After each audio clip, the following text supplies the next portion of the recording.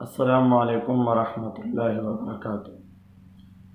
بسم اللہ الرحمن الرحیم، نحمدہ ونصلی علی رسولہ الکریم، اما بعد۔ تاریخ اسلام میں رسول اللہ صلی اللہ علیہ وسلم کی سیرت کے حوالے سے بات چل رہی تھی، اور اس سے پچھلے درس میں غزوہ بدر کے بارے میں بات ہوئی اور بات چل رہی ہے۔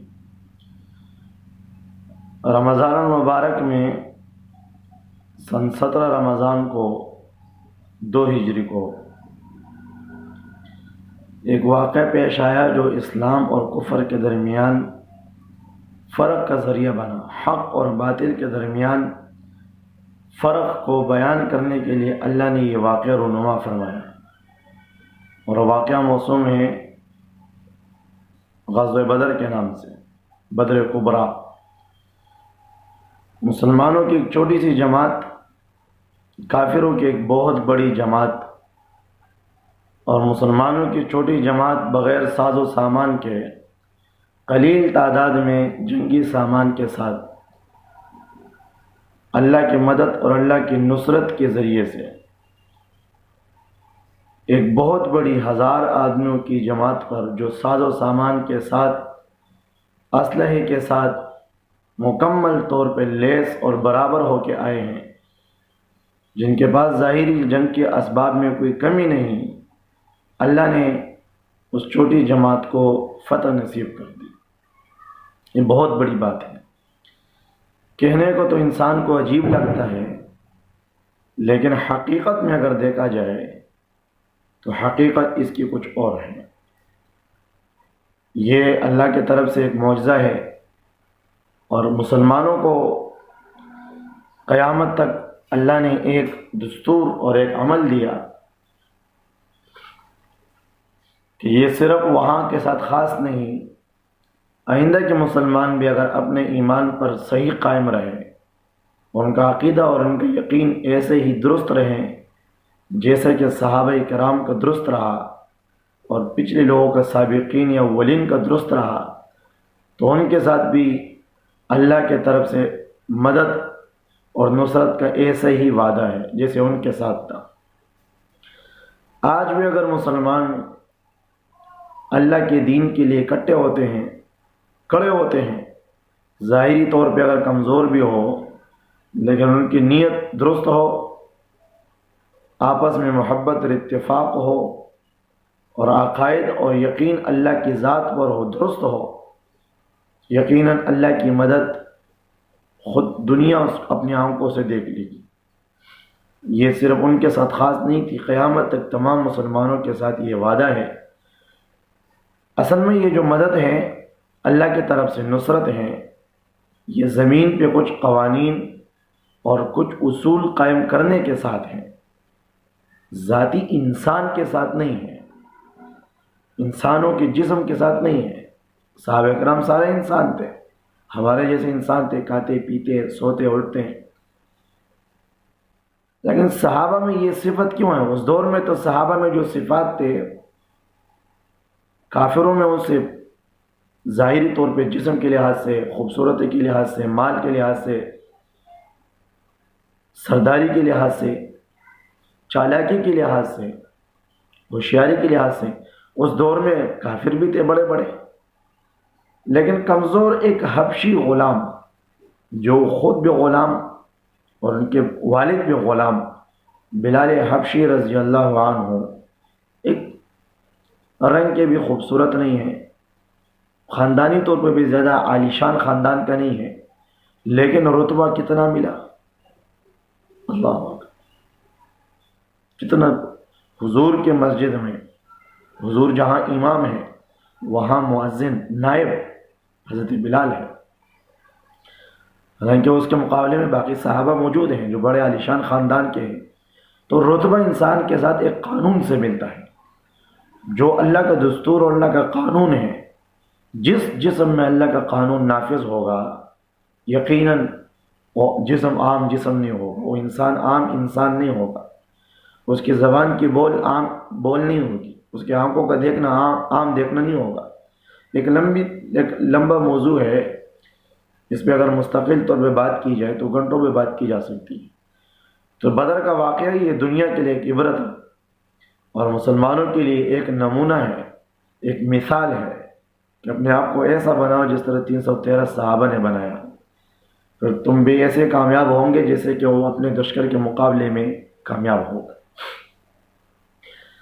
اچھا، جب واقع ہوا تو آج جو درس کا جو موضوع ہے، ان قیدیوں کے ساتھ، چونکہ جنگ کا نتیجہ یوں نکلا کہ 70 آدمی مارے گئے، ان کو قلیب بدر، ایک کنواں، ویران کنواں، اس میں ڈالا گیا، اور آج بھی وہ کنویں کے نشانات موجود ہیں اور اس پہ بنے ہوئے ہیں بیت الخلا، اس میں بیت الخلا بنا ہوئے ہیں، بدر کے مقام پہ ہیں، قلیب بدر کے نام سے۔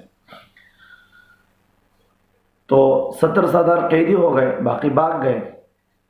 تو جو قیدی ہو گئے ان کے ساتھ مسلمانوں کا کیا رویہ رہا، کیا سلوک رہا، تو آج کے درس کا موضوع ہے کہ بدر کے قیدیوں کے ساتھ معاملہ یا بدر کے قیدیوں کے ساتھ حسن سلوک، ان کے بارے میں کیا فیصلہ ہوا، اس کو بیان کریں گے۔ جب جنگ ختم ہوئی تو حضور صلی اللہ علیہ وسلم نے مدینہ منورہ فتح کی خبر دی، اور وہاں ایک کافر نے سب سے پہلے پہنچ کر مکہ مکرمہ میں شکست اور غم کی خبر دی۔ آپ نے عبداللہ بن رواحہ اور زید بن حارثہ رضی اللہ عنہما کو مدینہ منورہ خبر دینے کے لیے بھیجا، ایک کو اعلیٰ مدینہ اور ایک کو ادنا، یعنی اوپر والے حصے کو اور نیچے والے حصے میں الگ الگ صحابیوں کو حکم دیا کہ جا کر مدینے میں مسلمانوں کو خوشخبری سنا دو۔ اور کافر جب مکہ مکرمہ گیا تو انہوں نے وہاں پہنچتے ہی اعلان کر دیا کہ بھئی ہمارے سارے سردار مارے گئے، ہماری جماعت کو شکست ہو گئی، ابو جہل بھی مر گیا، عتبہ بھی گیا، شیبہ بھی گیا، ولید بھی گیا، ابو البختر بھی گیا، اور بھی بڑے، اسد بن عبد الاسد بھی گیا، بڑے بڑے ہمارے سردار مارے گئے۔ مکہ مکرمہ کے ہر گھر میں غم، چیخ و پکاروں کی آوازیں۔ تو انہوں نے جو مسلمانوں کے ساتھ سوچا تھا کہ مسلمانوں کے ہر گھر میں غم ہو جائے، اللہ نے ان کی تدبیر انہی پہ پلٹ دی۔ تو وہ کہہ رہے تھے ہمارے ہر گھر میں خوشی ہوگی، مسلمانوں کے ہر گھر میں غم ہوگا، لیکن اللہ نے ان کی تدبیر کو الٹا کر دیا، جو چاہتا ہے اللہ وہی ہوتا ہے۔ مسلمانوں کے ہر گھر میں خوشی، اور یہاں مکہ مکرمہ کے دشمنان اسلام کے ہر گھر میں غم۔ تو قیدیوں کو جب لایا گیا تو اب اس کے بارے میں فیصلہ ہے، مسلمانوں نے کیا سلوک کیا ان کے ساتھ۔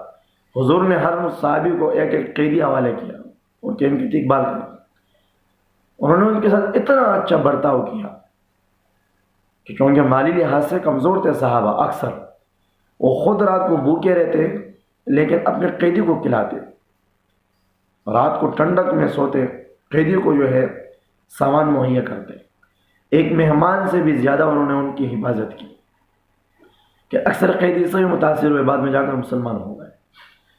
اسلام نے ہمیں ایک بہت بڑا سبق دیا، اور اسلام کے اس واقعے نے بھی، اس قیدیوں کے ساتھ حسن سلوک نے بھی دنیا کے انسانوں کو یہ بتا دیا، خاص طور پہ ان لوگوں کو جو اسلام کو تنگ نظر کہتے ہیں، اسلام کو دہشت گرد کہتے ہیں۔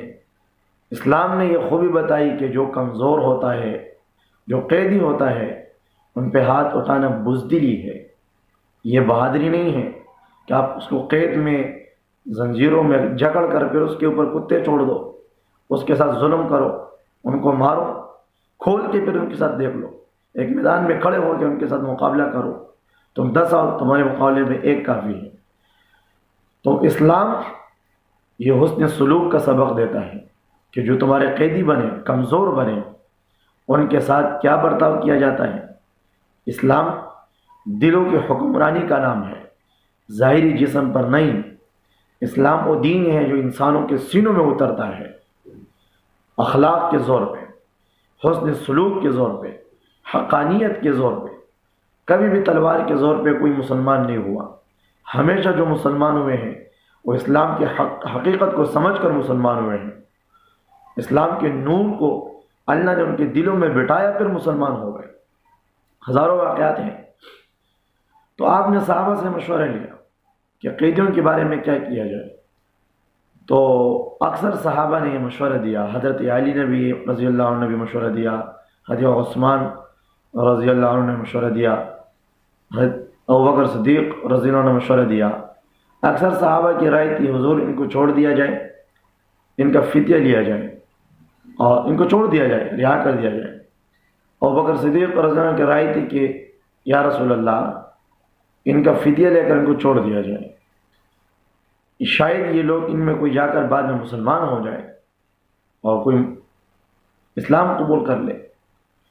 حضرت عمر رضی اللہ عنہ کی باری جب آئی تو ان سے پوچھا گیا، انہوں نے عرض کیا کہ یا رسول اللہ میرا مشورہ یہ ہے کہ یہ سام کے بچے ہیں، یہ کافروں کے لیڈر ہیں، سردار ہیں، آج اگر ہم اس کو چھوڑتے ہیں تو یہ آرام سے نہیں بیٹھیں گے، یہ ہمارے لیے سام بن سکتے ہیں، اس لیے میری رائے ہے، مشورہ ہے ان سب کو قتل کیا جائے، اور ان کا طریقہ یہ ہو کہ ہر رشتہ دار کو اس کا رشتہ دار حوالے کیا جائے اور ہر آدمی اپنے رشتہ دار کو خود اپنے ہاتھوں سے قتل کرے، کہ اسلام کی محبت رشتہ داری پر بھی غالب ہے، دین حق کی محبت، اللہ اس کے رسول کی محبت، یہ اسلام کی حقیقت یہ رشتہ داری پر بھی غالب ہے اور اس پر بھی اوپر ہے۔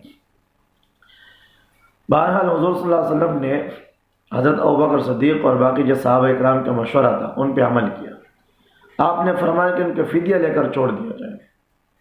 بعد میں پتہ چلا کہ یہ جو حضرت عمر رضی اللہ عنہ کا جو رائے تھی یہ بالکل رائے اللہ کے ارادے کے مطابق تھی۔ ان کی رائے جو تھی کہ وہ اس کی رائے اللہ کی رائے کے موافق تھی۔ یہ تو اللہ نے حضرت عمر رضی اللہ عنہ کے رتبے کو بڑھانے کے لیے اللہ نے دکھایا۔ بعد میں اس کے بارے میں آیتیں اتری، قرآن کریم کی آیتیں اتری، تنبیہ کی آیتیں اتری۔